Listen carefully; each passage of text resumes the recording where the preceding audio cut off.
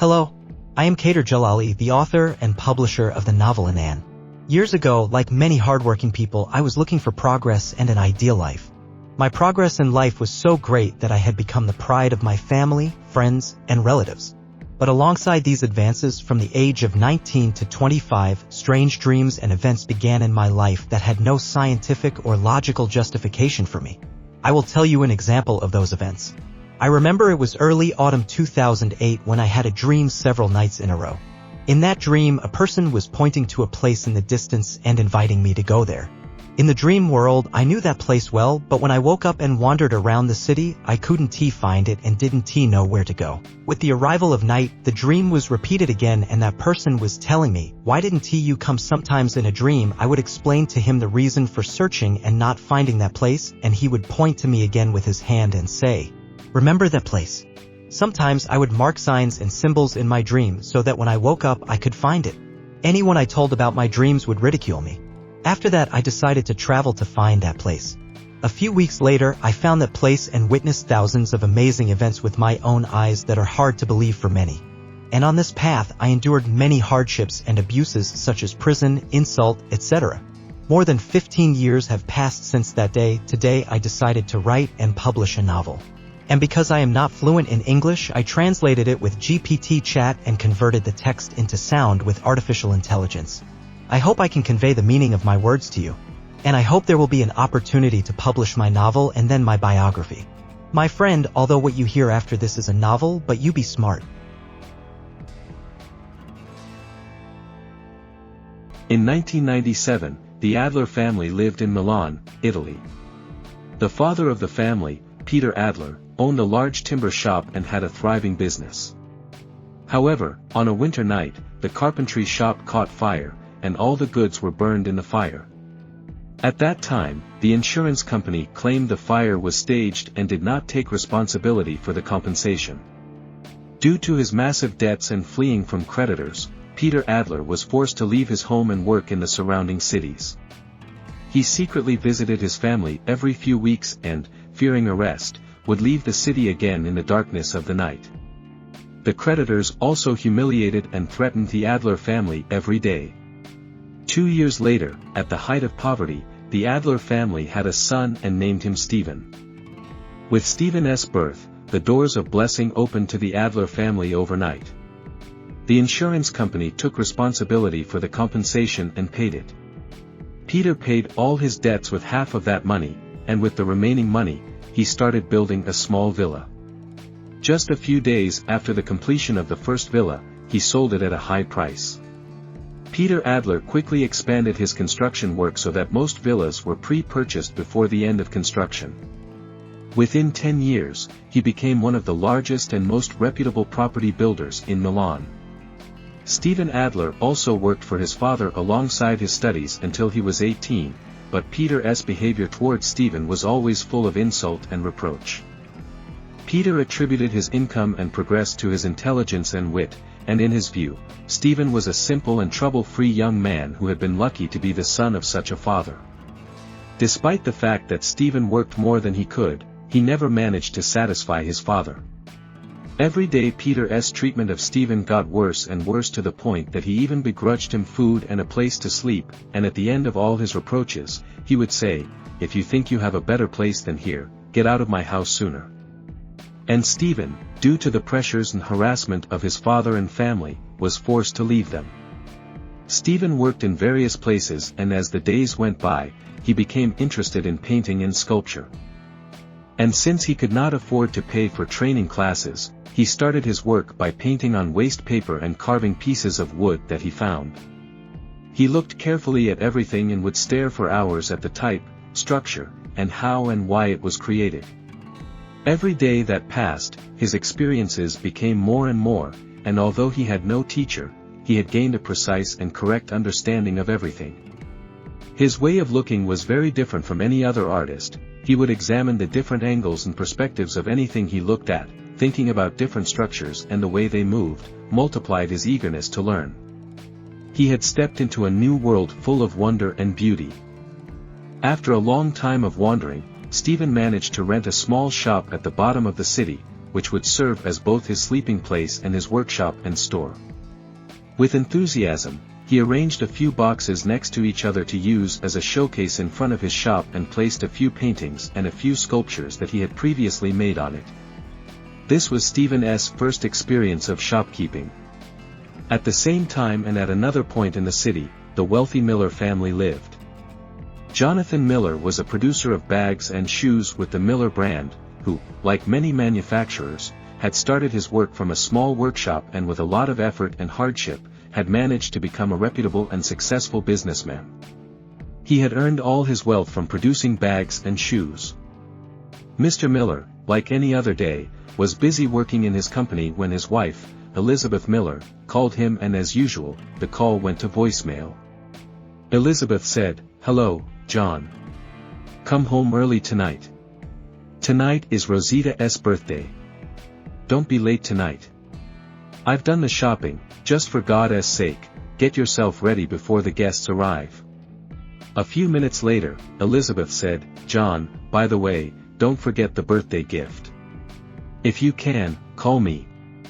John, who was reviewing sales contracts, said to himself, "All my work is tangled today." He called one of his employees named Michael and said, "Right now, I have a very important meeting with a few buyers that I have to go to, and on the other hand, today is my daughter Rosita's birthday. I want you to take this money, go to the market instead of me and buy a good gift for her, come back quickly." And as he was gathering the contracts to go to the meeting room, he continued, "Well, go, why are you standing, you're looking at me." And he started moving towards the meeting room. As he had grabbed the door handle to enter, Michael said, "Mr. Miller, what should I buy? I don't know what your daughter is interested in. Maybe I'll buy something, she won't like it." Jonathan also said softly, "She is interested in artistic works, these meaningful and deep works. It's better to be a bit mysterious. The money doesn't matter, go now, my meeting is late." Michael also went to the market for shopping. He visited all the art galleries in the city and inspected all their goods, but none of them were something that caught his eye. Michael, who was tired of walking, told the saleswoman, "Do you have anything else to see?" The saleswoman said, "I brought everything that was there for you, and I really don't know what kind of art piece you are looking for." Michael said, "All your works are really chic and beautiful, but I want a special work that is artistic and mysterious at the same time." The saleswoman said, "Yes, I completely understand what you mean. A few days ago, a young boy brought a few works to sell for him, but because the material used in his products was not first class and high quality, the shop owner did not accept to put them in his showcase. He said we only sell valuable and luxury products." That boy was very upset because the shop owner did not even allow him to explain about his works. When he was leaving, I took his address to console him. "Wait a moment for me to find it." And after a little searching, she gave the address to Michael and he set off. As Michael was looking for the address, his mobile phone was ringing every few minutes. He answered the phone and said, "Yes, Mr. Miller, what did you do, Michael? Did you buy or not?" Michael said, "Not yet, Mr. Miller." "Where have you been all this time?" "I was looking for a special work, just as you wanted, they gave me an address. As soon as I buy, I will return quickly."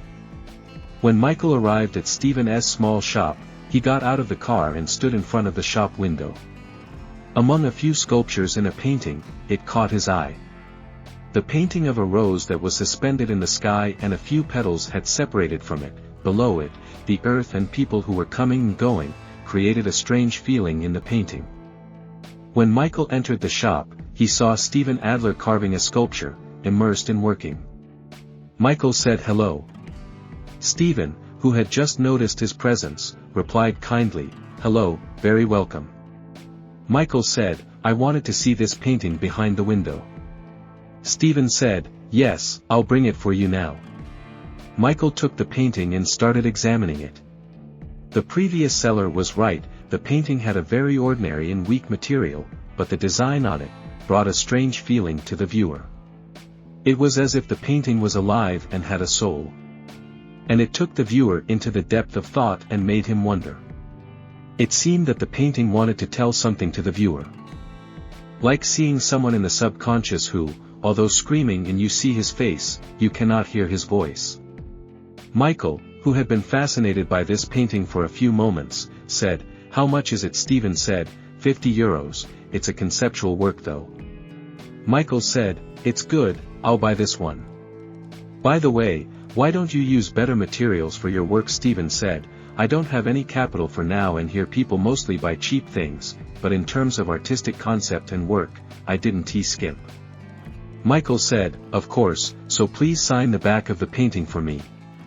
And with a smile he said, "Nothing is known, maybe one day this work will sell for €1,000,000. Stephen also signed the back of the painting and wrote his name. Michael's phone rang again. It was Jonathan Miller. "So where are you, son?" Michael said. "I bought the gift, I'm coming, Mr. Miller." When Michael's call was over, Stephen told him, "Unfortunately, I don't have anything for packaging." Michael said, "It doesn't matter, I'll do something." And he set off. When Michael arrived at the company, Mr. Miller looked lazily at Michael and said, "Do you always buy so quickly and come back, or is this my luck?" Michael said, "I apologize, I just wanted to do the job you said correctly." John Miller said, "Okay, give it to me, what did you bring me?" After a few hours he looked at the painting and said, "This is an ordinary work, it doesn't even have a good material."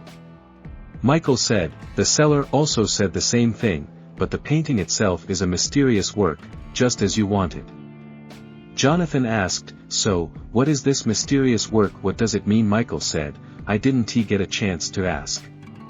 Jonathan shook his head and said, "I think I have to find an explanation for it myself. Just don't tell me you paid €2,000 for it, I'll get angry." Michael said, "No, Mr. Miller, I only bought it for €50. John said, "Well, at least that makes it a bit more bearable." Michael said, "So let me gift wrap it." John said, "Yeah, sooner because I'm late. By the way, Michael, if you want, come to the birthday party with your wife." Michael said, "Definitely, Mr. Miller, I'd be happy." John said, "Just about today, everything stays between us." Michael said, "Yes, sir, I fully understand." At the party night, the whole yard and inside the house were flowered and decorated. The entrance area of the yard with colorful lights with attractive light dance, combined the blackness of the night with different colors. In the guest hall too, several tables were set, with colorful snacks and drinks. The walls and ceiling were also decorated with balloons and garland strings, and the sound of soft music that was accompanied by light dance, doubled everyone's joy. At the end of the hall too, a 3-seater sofa was placed that was decorated all around with various roses in red, yellow, and white colors, and the smell of rose was reaching everyone's nose in the whole hall. In front of the sofa too, a glass table was placed that in front of it was written, "Rosita, happy birthday." And guests who were entering with a smile and congratulating Mr. and Mrs. Miller. Most of the guests were traders, investors, and manufacturers of various guilds. Another group were city officials or deputies and advisors, and the last group were close relatives and friends of Rosita. Everyone was talking and having fun, and a few servants who were welcoming everyone in a white uniform and were catering. The sound of the guests' laughter that was heard from everywhere in the hall. After a few moments, the entrance door opened and a large 2-story cake was brought from the middle of the hall and placed on the glass table. All eyes went to Rosita to start cutting the cake. Elizabeth told John, "Dear, before cutting the cake, say a few words." Jonathan said, "I'll do it now." He stood up and said, "Ladies and gentlemen, before anything else, I must sincerely thank and appreciate all of you who came to my daughter's birthday party. I wanted to say, my wife and my daughter are my whole world, that whatever I have, I owe to the love they have given me, and I owe all my successes to them. Honestly, every day that passes and I'm getting old, Rosita is getting bigger and more glorious." And jokingly said, "Let me say that only I am getting old and my wife, Elizabeth, has always been beautiful and young. And of course, as you know, sleeping at home at night is better than sleeping in the company, so I have to be careful about what I say, because the company's sofas are a bit annoying when sleeping." That everyone laughed at Jonathan's joke. And Elizabeth also said with a laugh, of course, it's too late to apologize. Everyone cheered with laughter. And she continued, I hope you all have a good time tonight, and I have to say John is right, it seems like just yesterday we met, and God gave us a beautiful and lovable gift. That day has been and is the best day of my life, as Rosita is growing and blooming, her father and I wish her the best. It was Rosita's turn to speak, and her parents took her hand and accompanied her to the front of the cake. Rosita said shyly, sorry, I'm tongue-tied, I'm a bit stressed, thank you for coming to my birthday party. She cut the cake and everyone cheered. Jonathan said, I will complete Rosita's words, wishing you all health, eat less because we have to dance. They raised their filled glasses and drank to health. John said, turn up the music because it's time to twist and shout. With the light dance and the increase in the sound of music, all of Rosita's friends circled around her and started dancing. The waiters also started dividing the cake. After a few minutes, the sound of music decreased and Jonathan said, it's time to give gifts. Elizabeth said, so I should give the first gift. She gave her daughter a set of earrings, a necklace, and a bracelet that was in a chic box as a gift and hugged Rosita and started putting on her earrings and necklace. Rosita also happily raised her hand and showed her bracelet to everyone. Then it was the turn of friends and a few guests. The table was filled with colorful gifts, one gave a watch, one a mobile phone, one a bag, one clothes, etc. It was Jonathan's turn and he gave the birthday gift to Rosita and hugged and kissed her. Rosita happily opened the gift and showed the painting to everyone and said, this is my father's gift, I love it very much, thank you Dad, thank you Mom, thank you all. Everyone clapped. One of the guests said, it's no coincidence that you are a happy family, because you are well aware of each other's interests. Gary Queer, who was one of the traders by name and a former partner of Jonathan Miller, was curious to see that painting and said, John, tell us about your gift, I want to know the concept of the painting. John, who was not prepared for this situation at all, said, well, this painting is about. Whatever he thought, nothing came to his mind and he said, the concept of the painting is that Rosita is growing up and I wouldn't trade her for the world. And to escape further questions, he said, Michael, turn up the music because it's time to dance and be happy. A few minutes later, the guests were asked to go to the next hall for dinner. After dinner, the guests said goodbye in detail and left. Rosita also took her gifts to her room and couldn't sleep from the excitement. She took her father's gift and stared at it, she couldn't understand the meaning of the painting, it seemed to have a message in it. In the lower part of the city, Stephen bought a cheap sandwich with €5 from the sale of the painting and started eating dinner.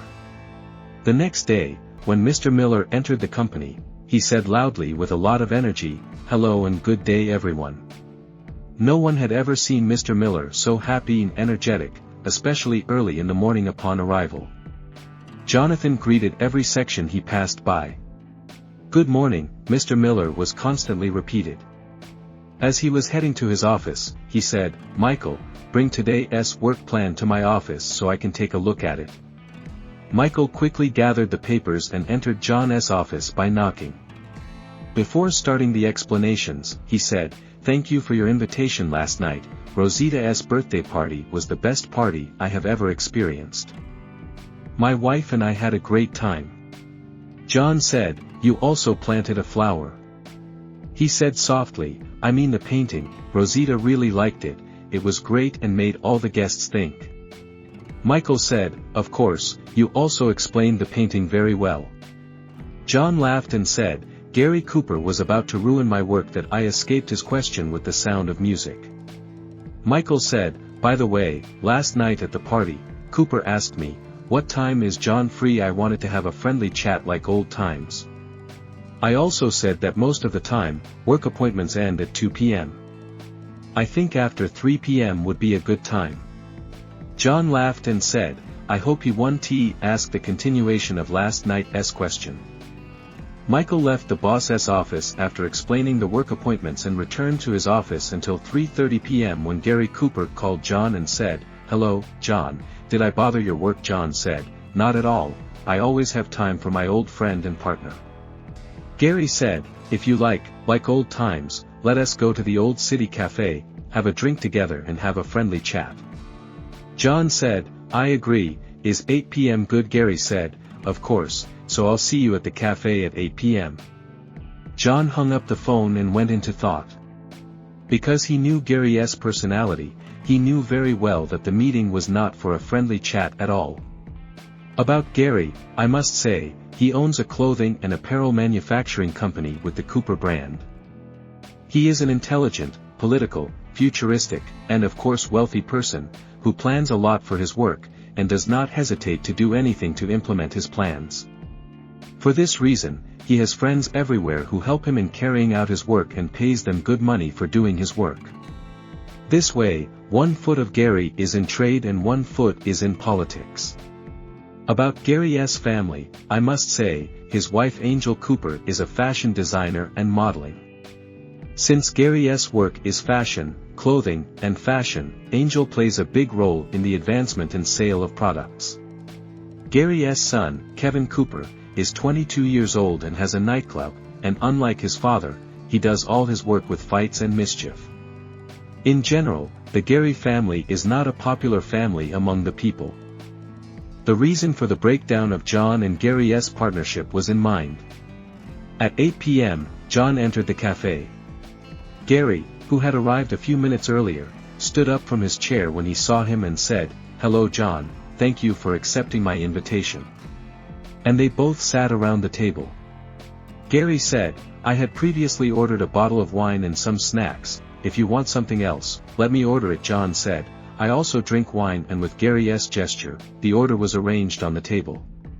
The conversation about old memories and jokes began, and the wine glasses that were constantly being filled and emptied, the sound of Kevin and John's laughter, which sometimes caused onlookers to look, each of them recounted past events from their own perspective and both were laughing. Gary said, "It's been a long time since I laughed so much." John said, "Me too, I really need these laughs, we used to be here together every weekend." Gary said, "That's why I set our meeting here, so that like the past, you and I and our families can get closer together." John said, "You don't mean a partnership again, do you?" Gary said, "No, exactly, my point is about the future of our work and families. You and I are getting old little by little and we have to give our place to the younger ones. Last night when I saw Rosita after a long time, I sincerely wished her the best, because like my son Kevin, I really love her." John said, "I also love Kevin, it's true that he is a bit impulsive and energetic, but overall I love him." Gary said, "I wanted to say that Kevin and Rosita can have a very bright future together, of course, if you and Rosita agree." John said, "I also love Kevin like my nephew, but that doesn't mean I accept him as Rosita's husband. You know Kevin is a troublesome boy and he doesn't listen to you in many places." Gary said, "I agree, in the past Kevin has been a bit of a troublemaker, this is related to the past and he has already bowed his head. You know he really has a kind heart, and he considers you like his uncle. If you see him, you will fully understand his positive changes in these few years. Even though he is 22 years old, he has started his own business and I am sure these two will have a great life together." John said, "If I also agree, I need to know Rosita and her mother's opinion, I can't force her to marry, maybe Rosita is not interested in Kevin." Gary said, "Interest is something that gradually comes into existence and causes love and change, give me a chance to be able to make these two interested in each other with my own method." John said, Gary, you have mistaken love and affection for work and trade." Gary said, "No, I just want them to get acquainted, if they are not interested in each other, nothing has happened, I will not talk about it anymore, just give them a chance to get acquainted, that's it. You think about it, if these two are together, what a good thing can happen, both the company and my brand and yours become one. Like many successful big companies, you produce bags and shoes, I also produce clothing, the future of both companies is guaranteed because we produce the best." See John, you and I are no longer young like before and we have to think about the business future of our children. You also know that this marriage is in the best interest of all of us and is the best way for our children to progress. John, be realistic, you want your daughter to marry someone in the future who it is not clear where he came from and may blow the result of a lifetime of your effort, or marry someone who has no expectation of your property because he has enough himself and really loves your daughter.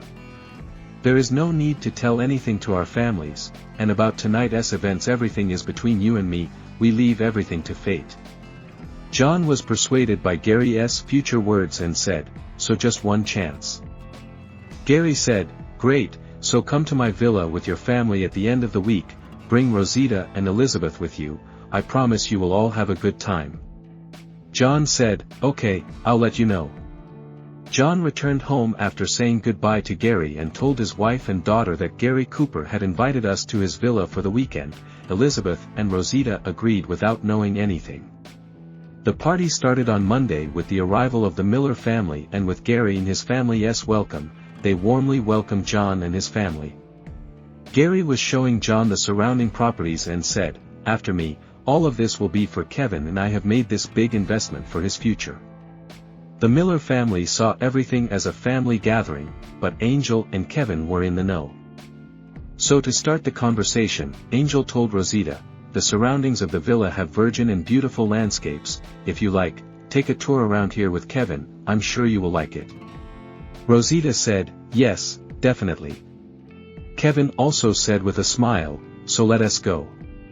As he was showing the garden, he said, I have a lot of interest in pets, what about you? Rosita, who was not very willing to talk, said, I am also interested. Kevin said, I bought 2 of the best breeds of horses that are really extraordinary, let me go and bring one of them. He went and returned with a beautifully saddled white horse, said, do you want to ride? Rosita said, I have never ridden a horse, I am scared. Kevin said, this animal is very calm and harmless, and helped Rosita to ride the horse. He took the horse's bridle in his hand and started moving in the yard. Gary, seeing this scene, said to John with a smile, look there, it seems our children became friends very quickly. After a few minutes, when Rosita's fear of riding was gone, Kevin gave the horse's bridle to Rosita. Kevin rode the other horse and they started moving together. Kevin constantly talked about colors, interests, and what he knew to talk to Rosita. About an hour passed and their passage and conversation were passing, and gradually the sound of laughter and jokes were heard. At that moment, Kevin's phone rang and Angel said, I am setting the lunch table. Kevin said, okay, we'll be back soon. With their arrival, everyone sat around the table. Angel had set the table in such a way that most of the food was placed further from Rosita, and Kevin was constantly introducing various foods to Rosita. Gary asked, do you like fishing with a hook? If you like, we can go after lunch, sit in the shade and fish. Jonathan said, I love fishing. Elizabeth said, I get bored quickly, I prefer to be here in nature. Rosita said, me too. Angel said, I have a better idea. After lunch, let us rest a bit and then go to the zoo, amusement park, and market. What do you think, Elizabeth? Of course, I agree, she glanced at Rosita. Rosita said, I'm coming too. And you, Kevin? I love excitement, I will definitely come. And after a little rest, they went to the zoo and took a lot of photos and videos with different animals. Then they went to the amusement park. In the amusement park, all their screams and laughter had become one, and they laughed at seeing each other's faces. Kevin and Elizabeth had filmed most of the funny incidents. After that, they went to the city shopping center to buy clothes. Kevin was all eyes on Elizabeth and Rosita. When he wore clothes or shoes and liked them, he quickly bought them for them. It was about 8 o'clock in the evening. Kevin bought a few ice creams and everyone moved towards the villa. Angel said, I'm driving and Elizabeth is sitting in the front seat. Kevin and Rosita were looking at the photos in the back seat and laughed at seeing their own faces. When they arrived at the villa, Gary and John looked at the happy faces of the 4, and Gary said, it's clear that you had a lot of fun, John, and I just got a small fish. Elizabeth said, "It was great, I wish you would come with us too." Rosita said, "We took a lot of photos and videos, it was a lot of fun." At the dinner table, they were constantly talking about their funny incidents that everyone laughed at hearing each one. After dinner, Kevin was playing the guitar and John and Gary were singing and dancing while they had a drink in their hands. This party lasted until 11 o'clock at night. After saying goodbye, the Miller family set off towards the city. It was about 1 o'clock in the morning when they arrived home. Rosita went to her room and lay on her bed and started looking at the photos. She selected a few photos and posted an Instagram post and wrote in the description, "A memorable day with the Cooper family." She posted the second post with photos of her birthday with gifts she had received from others, and for the third post, she put the painting and bracelet set on the table next to the bed and took a selfie with it and wrote under it, "Gift from my dear parents." When she wanted to put the painting on the table, her eye caught the signature on the back of the painting that read, "Stephen Adler." She thought a little, the name of the painter with a little search on Google, found Stephen Adler's Instagram. Among all his posts, Rosita's painting could also be seen. But in the description, there was only the name of the painting and a contact number for ordering. She picked it up to call in the morning. It was 10 a.m. when she called and said, "I am Rosita Miller, I had a question about a painting that my father bought from you a few days ago. I wanted to know the meaning of the painting of a rose on the earth and why it was painted this way." Stephen said, "This painting is a mystical work and is about human nature, its name is Gift of Acquaintance. If I say very briefly, it is about the desires and decision-making of the mind instead of the heart and the body instead of the soul. One is after purity and love and the other is after personal benefits. This one is after forgiving the past and that one is after opportunity seeking. Although most of the efforts and decisions of the mind are for the welfare of the human body, it does not satisfy his heart and soul needs.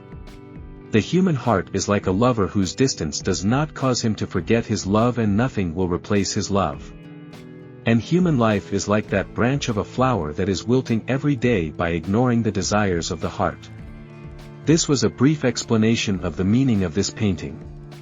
Rosita asked, "So there are more explanations that you didn't say?" Stephen said, "Definitely every mystical work has many explanations. Some of the explanations require having backgrounds like self-knowledge, knowing the three important principles of mind, soul, love and knowing the elements of human so that the concepts are correctly understood. In general, more knowledge leads to a deeper understanding." Rosita said, "Knowing these topics is very interesting and audible to me. If you allow, I would like to see your artistic works and ask my further questions in person." Stephen said, "No problem, preferably when you come, your father or mother, brother or husband, one person should accompany you, it is better." Rosita said, "Yes, I understood. I got the address and told my mother, Mom, I contacted the artist who painted the rose painting, I made an appointment. The only condition for going is that someone should accompany me, you or Dad. I want to get more acquainted with his arts and know his way of thinking about his works." Elizabeth said, "Okay, we'll go together." They went to Stephen's shop at 5 p.m. Seeing Stephen, she greeted and said, "I am Rosita Miller and this is my mother, Elizabeth." "Hello, I am also Stephen Adler, very welcome." Rosita said, "I wanted to know more about the style of your works." Stephen put a few chairs and everyone sat down. Stephen said, "What topic do you want to talk about?" Rosita said, "I asked about the meaning of the painting that you said is a mystical work and knowing mystical sciences requires self-knowledge and knowing different backgrounds like soul, mind, love and knowing human elements and that more knowledge leads to a deeper understanding of any topic." And then she said, "Can I record your talks? I want it for myself, because I am a little forgetful." Stephen said, "No problem," and then said, "The basis of mystical sciences and arts is self-knowledge. All humans, from our perspective, have differences that are clearly visible. Like facial features, eye and hair color, skin, nose and ears, and more general characteristics height, physique, obesity and thinness, and speech characteristics like types of voices, dialects, languages, etc. And characteristics like nationality, which country, tribe, and race they are from, and religious characteristics, which religion and sect they follow. These are the physical characteristics of every human that can be understood by asking and researching, that in these characteristics each person is identifiable from another. But this is not the whole story, because humans have other common characteristics with each other that understanding them requires knowing deeper sciences, like 1. General knowledge of human elements. 2. Types and function of each element. 3. Characteristics of each superior element in a person. Let us start with number 1, that is, general knowledge of elements. All humans have 4 elements and 1 complementary element, earth, water, air, fire, and the 5th element, light. So, in general, we got acquainted with these 5 elements. 2. What are the types of each element and its function in our body? Let us start with the earth element, 1 soft earth. 2 firm earth. 3 hard earth. Now their place in the body. 1 soft earth is the constituent of hair, skin, meat, and muscles of the body. 2 firm earth is the constituent of cartilages in the body and nails of hands and feet. 3 hard earth is the constituent of all kinds of bones. Now let us go to the water element. Types of water element, 1 fresh water. 2 salty water. 3 bitter water. 4 poisonous water. Fresh water is the constituent of saliva in the body so that the taste of any food we eat is tasted in the most realistic way. Salty water is the constituent of blood, tears, sweat secretion of the body, and nasal discharge for disease expulsion. Bitter water is the constituent of acid inside the human stomach, which is responsible for destroying and digesting food. And 4th, poisonous water like the secretion of sticky liquid inside the ear that is responsible for defending the body against insects and tiny creatures. The air element is of 2 types, hot and cold, in the body like breathing when entering cold and when exiting hot, and has related subcategories with itself and different intensities. And then the fire element that is responsible for providing heat and body temperature, with its own specific classifications and different intensities. But in general, the fire element can be divided into 2 types, life-giving and destructive. And finally, the light element that holds all 4 previous elements together, which in simpler language we call it life, which determines the border between death and life. In the world outside the human body, all these elements can be seen, like the clear resemblance between the human body and the earth, because the creator of all of them is one. Well, now that we have generally become familiar with the elements, we need to go deeper and enter the special features of each element. Although humans have all the elements mentioned together in themselves, these elements are not only about the body because these elements also exist in behavior, speech, temperament, and lifestyle of people, and it is different in each person that I will not enter this section for now, because it has a very detailed discussion with its sections and complexities, but very briefly every human being, although it has all the elements, but follows a specific element, that is, that element has grown more than other elements in its existence and has caused the structure and behavior, speech, decisions, and lifestyle of that person. But this is not the whole story. Because in addition to the chapter of recognizing elements and their function and recognition signs in oneself and others, another chapter called the 3 principles of mind, soul, love in every human being must also be recognized, because it is one of the most important ways of communication between people. Each of which has signs and symptoms in itself. These 3 principles are one of the most important reasons in decision-making, thoughts, imaginations, talks, actions, and interests of each person.